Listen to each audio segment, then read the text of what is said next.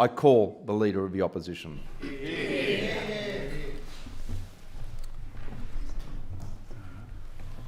I too acknowledge that we meet on the traditional lands of the Gadigal of the Eora Nation, and I pay my respects to elders past, present and emerging of the traditional owners of all the lands from which our electorates are represented today. Mr Speaker, this is a budget of broken promises, dodgy numbers, no vision and lost opportunities. This is a budget that will slash cost of living support and essential services. This is a budget that backs union mates ahead of families and households, and this is a budget that takes New South Wales backwards and leaves the people of New South Wales behind. A budget of broken promises. In just 6 months, the government has broken a string of promises. They promised they'd roll over active kids, a fundamental cost of living support, and a way to get kids into physical activity. Instead, they're slashing it by 85%, a broken promise hurting 750,000 kids. They promised they'd ban secret rent bidding. Instead, realising it was unworkable, they've abandoned any ban. They promised no privatisation. Instead, they're going to sell off public land to prop up this budget. They promised a cashless gaming trial by the 1st of July. Instead, no design and no start date. And they promised no new taxes or increased taxes. Instead, over 4 years, there's a $2.7 billion increase in coal royalties, which is a tax on coal production, and new land tax laws to increase the land tax take by $250 million. They promised they'd build the Sydney West Metro, and instead the government says it's still making up its mind whether to build it at all. Nothing says same old Labor like their aversion to game-changing infrastructure projects. When they were last in government, they announced 12 railways and delivered none. They promised no unfunded public sector wage increases. Labor said that abolishing the public sector wage cap and delivering pay rises for union mates would cost the budget nothing. They were all to be funded from productivity offsets. Yet they have still not identified a single productivity improvement. Governments around the world have to maintain economic, social and environmental sustainability. The wage increases we'd all like to see are compatible with economic sustainability when they're underpinned by productivity gains. That's how the government promised to fund wage rises. That's the promise it's broken. Instead, on the government's own figures, extra wage rises look like costing over $7 billion over 4 years, and they're now locked into the budget indefinitely. The government has costed the 4.5% wage deal with public sector unions at $2.6 billion. Then there's the deal with the teachers' union at $1.4 billion.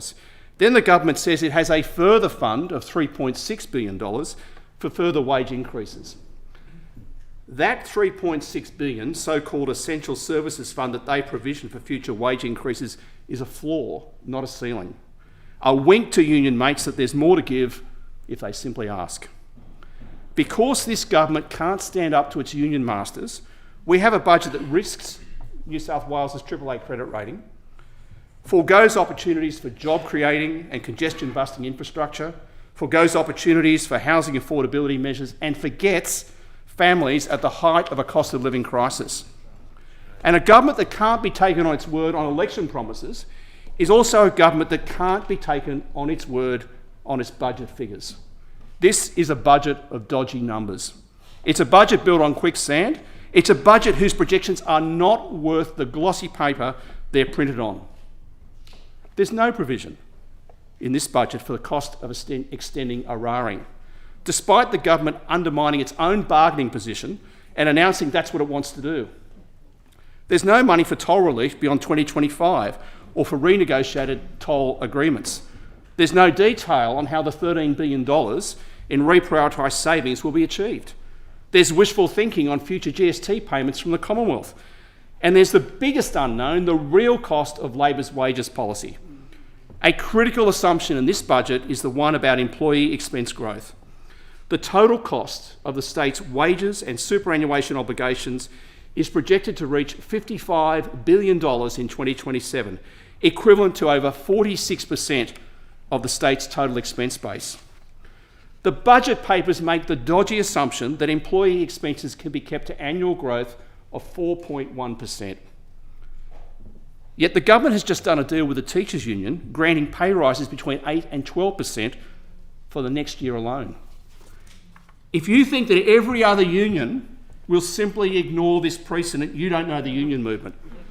Once the government has let the genie out of the bottle and given pay increases as large as these without any productivity offsets, how does the government now explain to other public sector unions covering workers like police officers, firefighters, paramedics and nurses, why aren't they entitled to just as much? The budget papers themselves undermine the 4.1% assumption, warning, and I quote, "As the government shifts to a more consultative, interest-based bargaining arrangement, it is possible that the final budget outcome for 23-24 deviates from current projections." Interest-based bargaining is Labor's code for union-controlled wages policy. Employee expenses are the key expense that governments have to control. If you lose control of them, you lose control of the budget. And as we're seeing nationwide, when federal and state Labor governments lose control of their budgets, we all collectively lose some control in the fight against inflation. By losing control of wages, this government loses control of the biggest item of expenditure. But these concerns about Labor's dodgy budget assumptions aren't just my concern or the opposition's concern alone. They're being shared by ratings agencies. Moody's has just begun to sound the alarm. Already they've noted that the projected annual expenditure growth of 0.8% over the forward years to 27 will be, quote, "difficult to achieve given persistent inflation pressures, the recent removal of the wage increase cap and new operating expenditure initiatives," unquote. So there's a loss of confidence from the rating agencies at the first hurdle for this government and the prospect of a downgrade in our credit rating. So even assuming in the government's favour that it can keep employee expense growth to 4.1% each year, the budget papers make the dodgy assumption that overall expenses will somehow be kept to 0.8% growth each year. When employee expenses make up almost half of total expenses, it's hard to see how the 0.8% per year projection can be reached unless you have savage cuts elsewhere. The Australian Financial Review reports that Moody's analyst John Manning says the assumption will be difficult to achieve given that Labor has scrapped the cap on public sector wage rises. This is also a budget cutting cost of living support and cutting essential services. Sure, there's toll relief, but the government gives with one hand and takes with the other hand, discontinuing the Coalition's toll relief program. Sure, there's some energy bill relief, but unlike the Coalition's proposal, it will only be available to some. So in a cost of living crisis, flushed with a $14 billion tax revenue windfall, what does this government do? It slashes active kids and creative kids by 85%. It slashes First Lab. It axes the regional seniors travel card. It axes the regional apprentice and university student travel card. And it cuts overall spending on essential services in the core areas of health, education, TAFE, police and fire and rescue. Let's take health first. Let me quote AMA New South Wales President Dr. Michael Bonning, who says, quote, "At a time when the health sector and medical services need an urgent investment of cash, this budget provides almost nothing. Traditionally, governments increase health investment. This government has effectively slashed it when health inflation is taken into consideration. This year's budget is a 0.87% increase on the 2022-23 budget. This paltry increase is negligible and will be overtaken by health inflation, which is expected to increase by at least 5% per year. It's the people of New South Wales who will suffer. This means less access to emergency departments, less urgent surgery and non-urgent surgery, and will also place New South Wales's innovative programs such as the collaborative care projects at risk," unquote. In education, the budget for recurrent spending is only up 0.9% in nominal terms on last year's spending. But inflation is at 4.5%. So that means a 3.6% real cut in overall education spending. For the New South Wales Police Force, the budget for recurrent spending is up only 2.7% on last year's spending in nominal terms. With inflation at 4.5%, that means a 1.8% real cut in overall police spending. The budgets for recurrent spending on TAFE and fire and rescue are down by 0.8% and 0.9% respectively in nominal terms on last year's spending, so they're also being cut by over 5.5% in real terms. So across key areas of service delivery, this government is slashing essential services. The government says it's undertaken what it calls a comprehensive expenditure review, identifying $13 billion in, quote, budget improvement and reprioritisation measures, unquote. But the government has failed to provide a full itemisation of what those, quote, budget improvement and reprioritisation measures, unquote, are. There's an ominous line in the budget papers that the $13 billion includes what's euphemistically called, quote, a range of agency, operational procurement and corporate efficiencies, unquote. That's code for cutting frontline services. We don't know exactly what they'll be because the government refuses to tell us in question time and refuses to disclose it in the budget papers, having cancelled transparency and cancelled outcome statements that coalition governments have published. But from the bottom line percentages I've just identified, we know that there are going to be cuts in real terms to essential services. This is a budget of no vision. Budgets are the most important documents that governments put together. They reflect the thinking, the work, the plans, the priorities and the values of a government. The last coalition government delivered 12 budgets. Budgets that took New South Wales from last to first. Budgets that saw 824,000 additional jobs created in New South Wales. Budgets that invested in the future with $178 billion in infrastructure, WestConnex, NorthConnex, Pacific Highway, Northwest Metro, to name a few, with a multitude of schools and hospitals. Budgets that left a pipeline of $116 billion in projects, including city-changing projects like the City and Southwest and Western Sydney Airport metros. Budgets that backed families in with cost of living relief, support through COVID, and assistance with day-to-day costs. Budgets that supported households and families with the first major overhaul of stamp duty in 150 years with first home buyer choice, a choice taken away by Labor.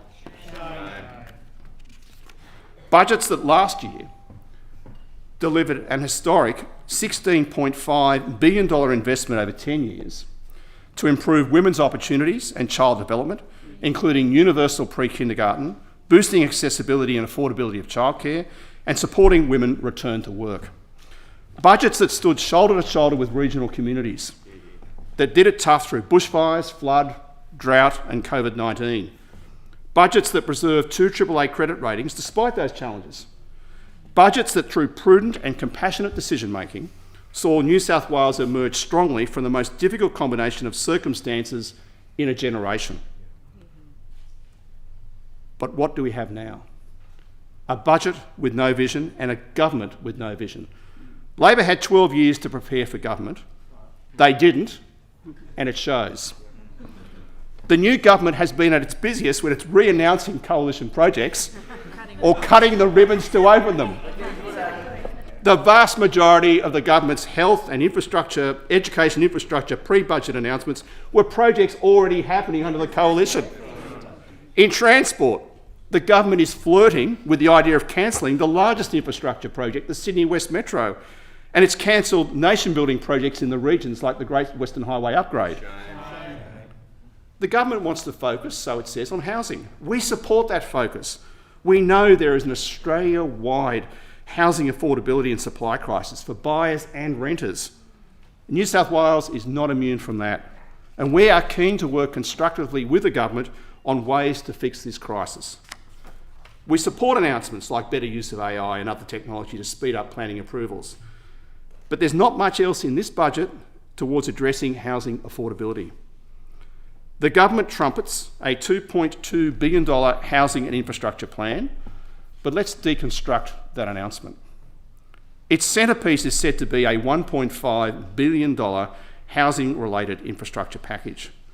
But in fact, this is a $1.5 billion tax on new homes through the housing and productivity contribution, So the government's leading solution for housing affordability is more tax on new homes.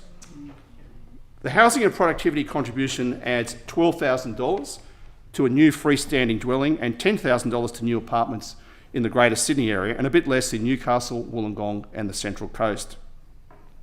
The infrastructure isn't tied to where the building is occurring, so there's no nexus to the development. The contributions from a new house in Penrith could be paying for a bike path in Petersham. The tax is applied at the time a construction certificate is issued, rather than at the time of the occupation certificate, adding to the financing burden for industry. And of course, none of this helps the regions. Nothing. Another part of the $2.2 billion plan is $300 million for Landcom. But this funding out to 2039-40 for the construction of only 1,049 affordable homes and 3,288 private market homes. So that means on average under this package you'll only see 88 affordable homes delivered each year, with less than 300 total homes delivered each year.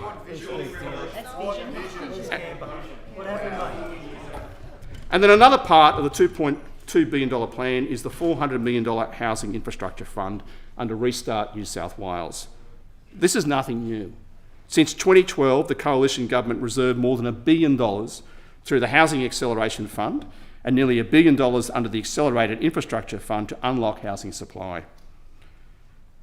In addition to its housing and infrastructure plan, the government claims to have, quote, a focus on directing more money to build social and affordable homes, unquote.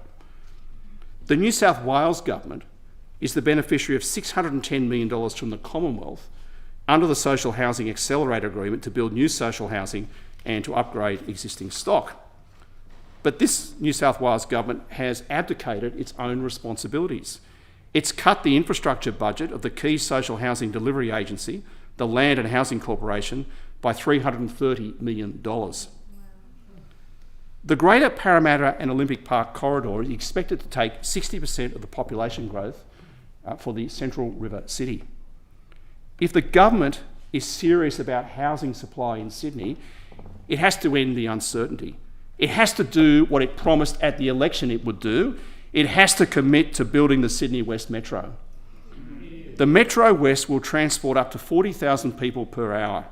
It will double the capacity of the current rail network between Parramatta and Sydney.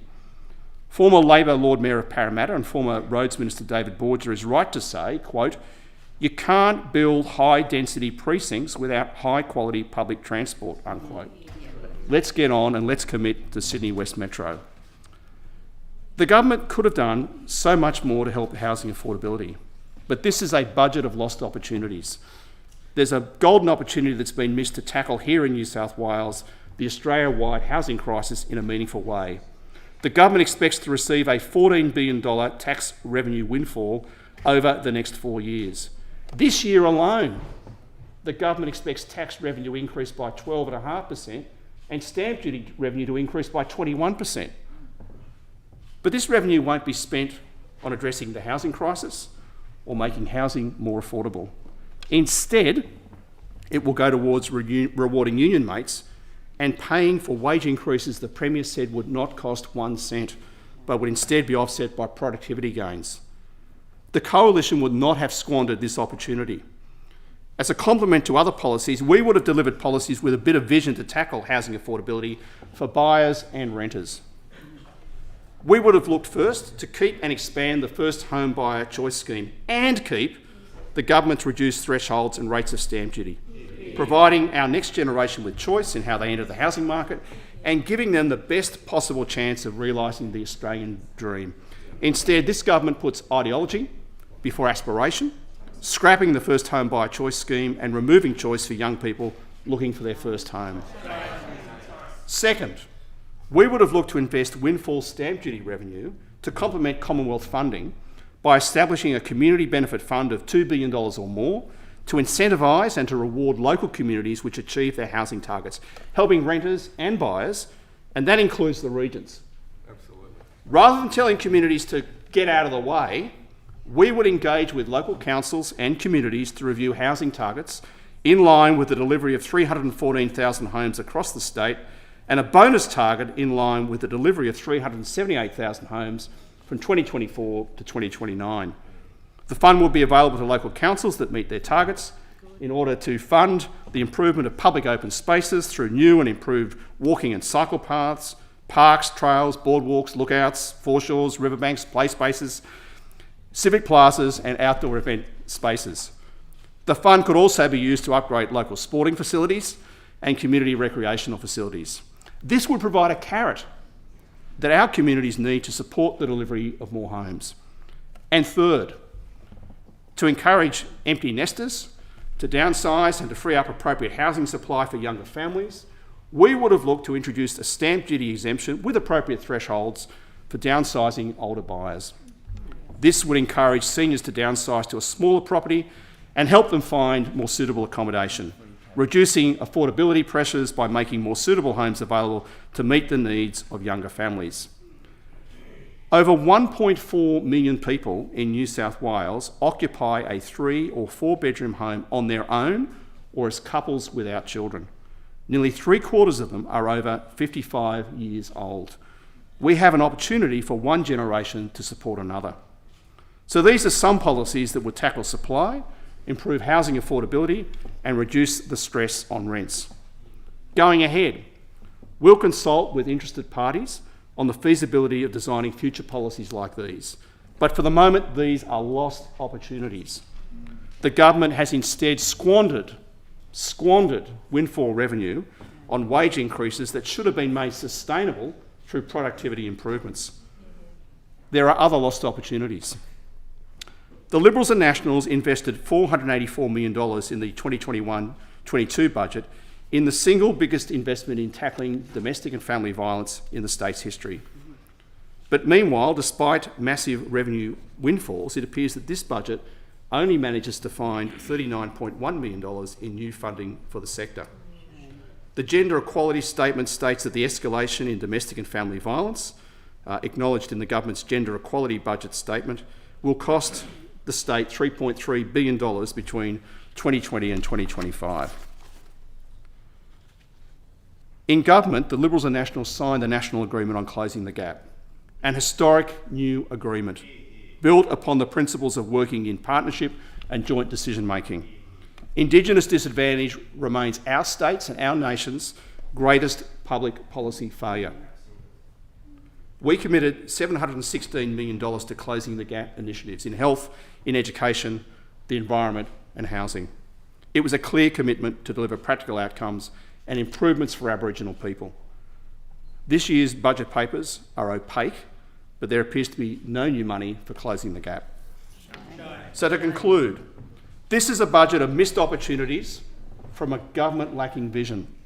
This is a budget built on broken promises. This is a budget of dodgy assumptions that can't be trusted. This is a budget that puts Labor mates ahead of hard-working households and families. This is a budget that looks after Star City but forgets Western Sydney. It's a budget that fails New South Wales.